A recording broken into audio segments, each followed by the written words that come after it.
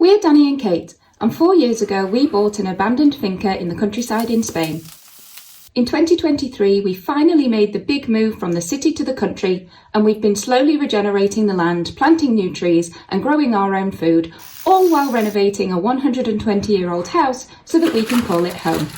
This week we have a slightly different video as we tie up a lot of loose ends and finish off some pending jobs on our to-do list before Christmas. So if you find it satisfying watching lots of things getting done and finished off, then this is the video for you.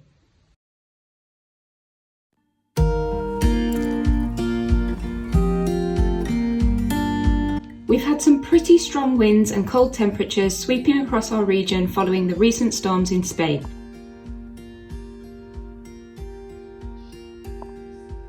But midwinter is the perfect time for us to be spending more time up at the land, tidying up all the old veg beds and getting more new plants in.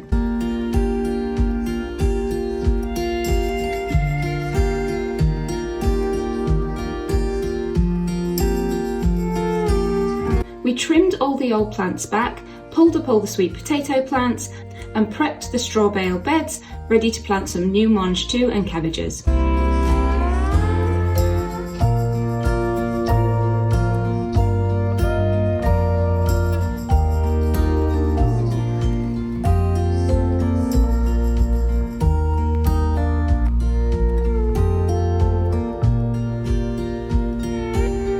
This is the bed with the sweet potatoes in. We've just dug them over and taken out the tops. We definitely won't be feeding the 5,000, but we have a small harvest there that we can at least get a meal out of. But we stopped watering this bed in the summer.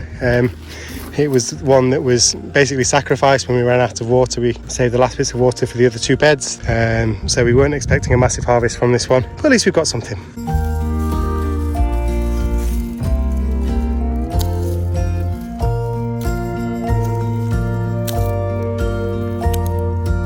This is the basil. We're going to leave the basils in.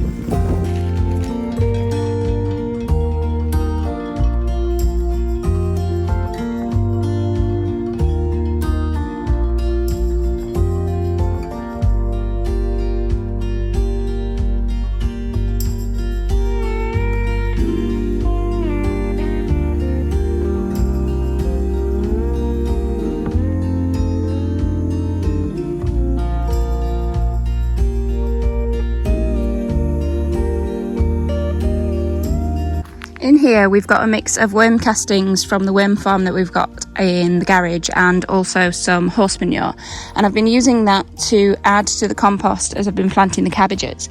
And now what I'm going to do is use this to give everything a feed and also feed all the trees that we've got, because in the winter time it's the perfect time to give them a really good feed when they're not trying to put out loads of leaves and fruit, and just make sure that all their roots and everything are really healthy and getting a really good feed for the winter.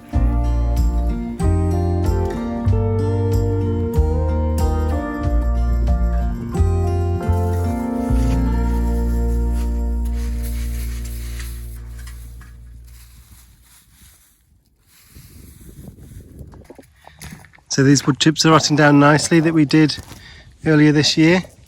You can see, I'm not sure you can see on camera actually, but there's definitely white mycelium now spread throughout the pile, which is good to spread among the other trees as well. The peas that we planted a few weeks ago were doing really well. We'd already picked some delicious sweet pods, but the high winds gave them a little bit of a battering. So we're having some harsh weather again in Spain on the east coast. Nothing storm-wise or rain-wise, but just high winds. I think it's 110 for the next day and a half. So we kind of sorted out some of the trellising and things up on the land, but yeah, I'll let you see what's happened. So the only piece of proper bracing we've done actually stayed up, and the rest of it is flat down. But yeah, a little bit of a trellising repair. Luckily, all is not lost, and they're still producing beautiful flowers and have some really healthy stalks. So we set about improving the growing structure to try and give them something better to grow up. Thank you to John and Tricia for coming and staying and helping out so much at the land. And we know that Isabelle had a fantastic time with you too. We plan to plant many more trees up at the homestead this year. Most of the ones that we planted last year have settled in really well and seem to be overwintering nicely. We only had a few casualties, and that's not enough to discourage us from our planting method or to lose faith in restoring the soil. So after already planting a new pear tree and fig tree this season, we're adding another lemon tree and a few loquats that we've grown on from seed at home.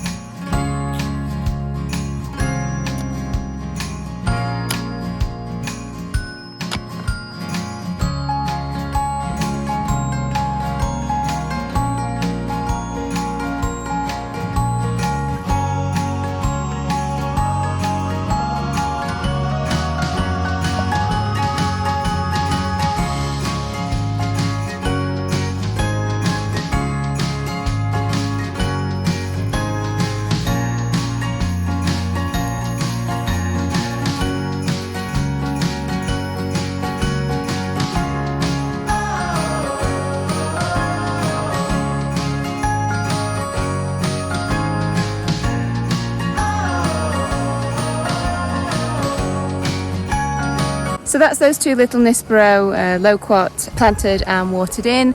They're only very small, so we're not sure how they'll do, but we figured we got so many growing at home, they was worth trying putting them in as little seedlings and see how they do out here. We'll make sure that we give them some water each time we come up to water everything else, and eventually we'll put them onto irrigation if they do well. And yeah, we'll just see how they do. They're only tiny, but I mean, this is how they'd grow in the wild, right? So we thought we'd give it a go. We didn't film it, but we've planted another lemon tree on the land here. It's up on the bancal where we've got the water, and also next to the peas and down to the garden area down there. So it's just expanding that zone around the house and making that the kind of permaculture area that's going to slowly grow bigger and bigger. So it's extending our orchard a little bit from the area that we've started planting it over by the house on the bancals above. And then we've also started adding a couple of those Nispero and other trees down that side as well. So we just followed the same method as we always do, added that rooting hormone and planted this one. Hopefully it's going to do well in this location, and we just really like citrus trees. They look nice, they smell nice, the blossom's really beautiful. So hopefully with it being close to the house, it'll be a nice thing to look at as it grows in the spring. We're also intending to add some orange trees very soon around this area too. In the kitchen renovation, it was time to move back to the ceiling and finish off the beams and arches. After sanding the beams back from their old dark coating to their natural wood a few weeks ago, we needed to treat and oil them to protect them against moisture, woodworm and other bugs. So after sanding the beams and then wiping them all down so they were dust free, there was no debris on there, what we've done is done one coat of this already. We did that last night, and so that's anti-wormwood, anti-fungal, anti-everything like that, so the beams are protected. And then tonight we're going to do one more coat, so there'll be 2 coats in total, and then we can get on with the oiling.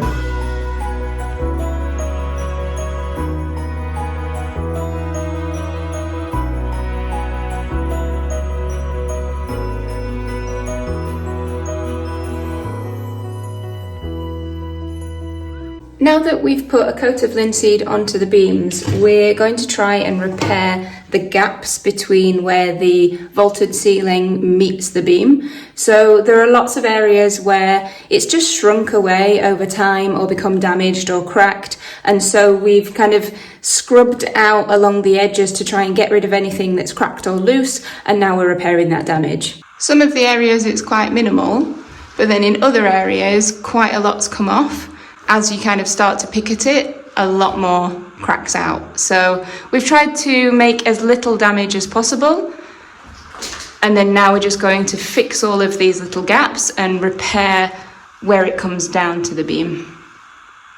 I've been experimenting with the right material to use to fix this gap, and we want to go with something that's lime-based. So I've started here in this section behind me using a hydrated lime, mixed it in a 2-to-1 with sharp sand. The reason it's sharp sand is because we can't get hold of fine sand from the builders merchants here. It's actually resulted in quite a grainy material. It's just too harsh really for the mixture, and it means that it's got quite a rough surface. It did squish into the gaps okay, but I was probably dropping as much of it on the floor as was actually going up on the ceiling. So now what we're trying is a different mixture, which is a pre-prepared lime, which already has the sand in it. So we used this before when we did the plastering upstairs in the bedroom, and it gave a really nice finish. So we're going to try using this. It's a KX16, and so far it's looking quite good. You can see here where we've used the other material, and it's just quite grainy and sandy and rough. And then on this bit here, you can still see the grain a little bit, but not quite so harsh. And we're going to try kind of floating over the top with a sponge and see if that just smooths it out a bit. This one's typically sold as a lime plaster. That's what we used it for upstairs. We're making quite a wet mix and making sure that it's quite pliable, and then you can kind of squish it up into the gaps. And I'm also using a little plastic edge to try and make sure that it's not super straight, but it's not a really wonky line.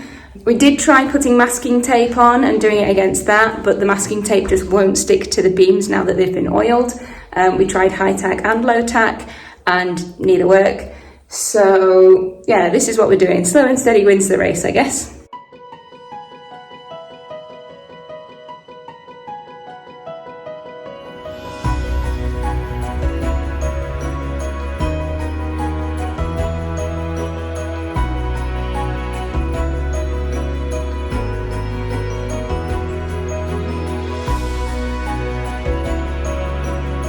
They've been a bit of a labour of love, and they still need to be painted, but we're really pleased with the way that the beams and arches are looking in the end. What do you think?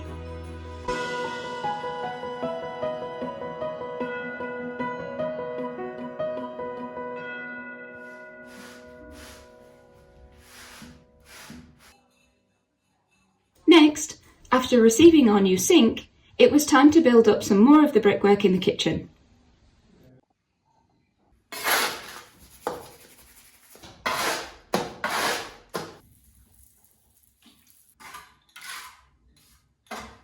These walls will support the sink, which will sit on top of them, and all of the plumbing and pipework will go behind and underneath.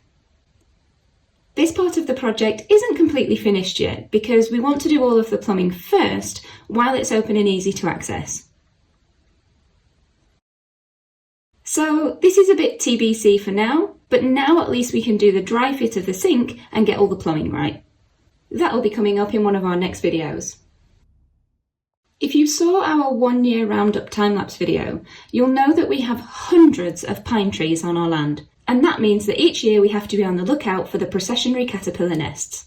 The caterpillars have small hairs that can be harmful and even fatal to animals and humans, and so we prefer to remove the nests from the trees when we see them developing, rather than wait until it's a bit too late. So it's that time of year again where we've got the processionary caterpillars. The nests are quite small at the moment, but they're up in the trees, and we seem to have quite a lot this year compared to last year. So I'm going to put this KebTech extension to the use today. So KebTech sent us these automatic shears, which we've shown you before, but all they do is they slot on, and then so that's just the standard shears without the battery on. Slots onto one end, and then you get the battery, and that goes onto the other end. And that's it. Yeah. Yeah. Yeah.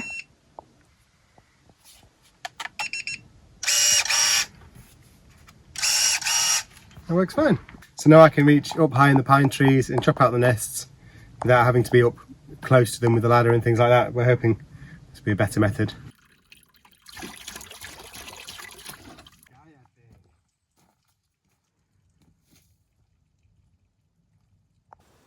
It's the first time I've actually seen them out crawling down a line. Can you see them going down?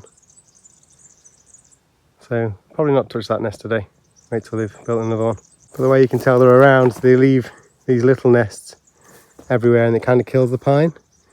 Then they move to a fresh point and start eating. So I don't know if that means that they've now finished with that little bit and I'm going to move somewhere else or what, but yeah, they're definitely all out of the nest today. I think it's going to be a case of coming back to this tree because they're definitely all around, and I'd rather put them in bleach and get rid of them than just like chop and drop them. We've been advised to submerge the nest in a mixture of bleach and water. It dissolves the nest and it kills the caterpillars quickly. But we also plan to add bat and bird boxes around the land to try and encourage more of those natural predators. There are only actually very few species which can safely eat the hairy caterpillars, so if we can attract a few more of them, then that would be great.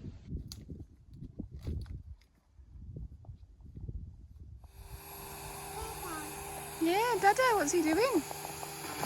Is he chipping all those olive branches? With pruning season in full swing, Danny has been chipping more of the olive branches. All of the hard work is fueled by caffeine, so I thought it was a good time to put our cabin to some use. A few people have been asking in the comments what's happened to it, or if we've been using the cabin, so here's a bit of an update. I've just come across to the cabin because I'm going to be setting up the kitchen area so that when we come over to do things like pruning work, we can make a cup of tea or have some lunch up here or whatever. And I've just found a puddle on the countertop. So obviously when we've had the storms, there's been very, very heavy rain, and there's obviously been a leak somewhere. Everywhere else looks okay, I think. Everything else looks fine. I'm guessing that there's just one tiny little section up here at the roof, which we didn't fill with the spray foam. I think we didn't do along that side there. The wind comes in this direction against this side of the cabin, and I think probably it's just got in underneath the roof lip and then down onto the countertop. So that's probably something that we're going to need to fix in case we get lots more weather like that. But in general, the cabin's looking really good and has actually fared very well in the weather. So the cook here is weathering really nicely. It's going nice and dark. There's no mold growth or anything like that. The section where it all started popping off from the sun did fine this summer after we fixed the other panels back on and screwed them into place. Yeah, I think for a DIYer's job, we did pretty well with this cabin. I'm really proud of ourselves. And actually, if we hadn't have done all this work, there is no way that we would have bought the townhouse that we have. There's no way that we would have been doing all this construction work ourselves in the kitchen. So even though we're not living here, although that was the original intention, to be able to live in this cabin whilst we did up the stone house, obviously plans change. We had a baby and no water at all. It's a big problem when you've got a baby. I'm sad that we didn't end up spending more time in it before Isabelle came, but hopefully we can now use it as a space to come as a family and enjoy the land that we have. This marine grade varnish that we used is good though, because the water from that leak is just sitting right on top of the surface. So it obviously does what it says on the tin. For anyone who's relatively new to our channel, you might not know that we built this cabin on the land, but the reason that we did it was because we wanted to learn building skills. We wanted to learn how to do things so that when it comes to doing the stone house, we had an idea of what kind of techniques we could use, or just have a bit more confidence using power tools and things like that. It's very functional. It's not necessarily beautiful yet because we didn't completely finish it. Yeah? Mama. You right back there? Yeah? Yeah, Mama, that's me. And yeah, we didn't quite finish it. There are definitely some things that we want to do, like building in some storage areas here and making sure that there's like an extra bed space so that Isabelle can sleep here as well if we come up to camp. And yeah, it will evolve, it will change, I'm sure, but the thing that it did do is give us tons and tons of confidence to learn different skills and now be in a position where, okay, we're not doing the stone house yet, but we have the village house and we are gutting some of those rooms completely. Oh, is it? And say hello. Hiya. And yeah, now we have the Hiya! And now we have the village house, and we're completely gutting some of those rooms. And we definitely would not have done that 4 years ago before we started doing all of this. So yeah, if you haven't seen us build this cabin and you're interested in how we did that, there's a big playlist on our YouTube channel. I think there's about 20 episodes or something of us building this cabin, right up until what it looks like now. Or we also did a time lapse that showed like right from start to end in about 20 minutes or so. So you could watch that too. I will put a link to that time lapse in case you want to watch that. And yeah, just in case you were new to the channel and you didn't know that we'd actually built this, here it is.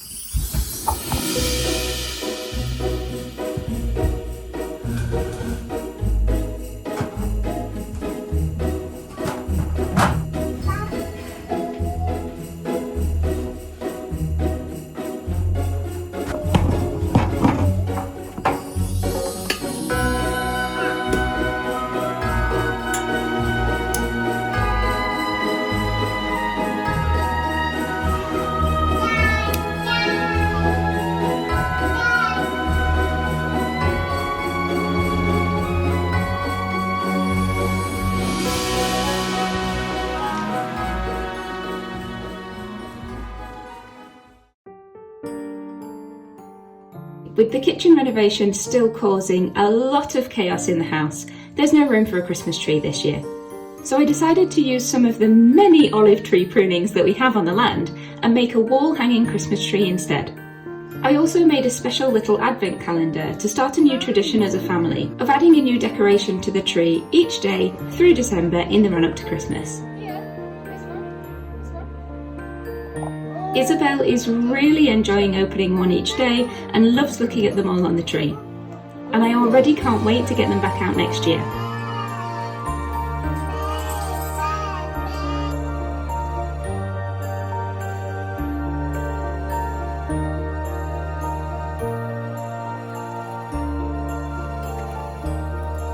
With lots of little jobs now ticked off our list, we're excited to spend our second Christmas together in the countryside. We hope that you have a very Merry Christmas, or however you might be spending the holidays. And we want to thank you so much for watching, and we'll see you on the next one. Merry Christmas!